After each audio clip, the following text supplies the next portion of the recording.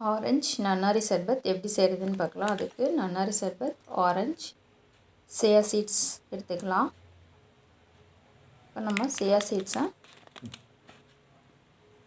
Cut பண்ணி வேறு ஒரு பவுலுக்கு நான் மாற்றிக்கிறேன். இது நல்லா உடம்புக்கு வந்து குளிர்ச்சி தரும். இது கையில் தொட்டு பார்த்திங்க அப்படின்னா ரொம்ப சாஃப்டாக இருக்கும். இப்போ நம்ம இதிலேருந்து கொஞ்சமாக எடுத்து வாஷ் பண்ணி தண்ணி ஊற்றி ஊற வச்சுக்கலாம்.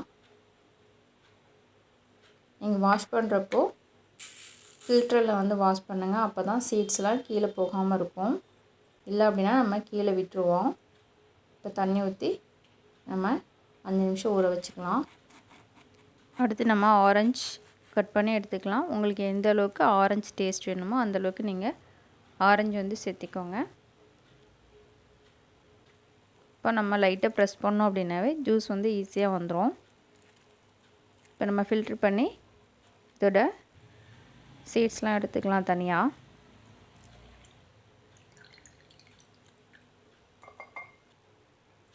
இப்போ நம்ம நன்னாரி சர்பத் சேர்த்துக்கலாம். இது ஆல்ரெடி சுகர் சேர்த்து தான் இருப்பாங்க, அதனால் நீங்கள் தனியாக சேர்க்கணுன்னு அவசியம் இல்லை. இப்போ சியா சீட்ஸ் சேர்த்து ஆரஞ்சு ஜூஸ் வந்து சேர்த்துக்கலாம். இப்போ நம்ம இது கூட தண்ணி சேர்த்து நல்லா மிக்ஸ் பண்ணி விட்டுடலாம்.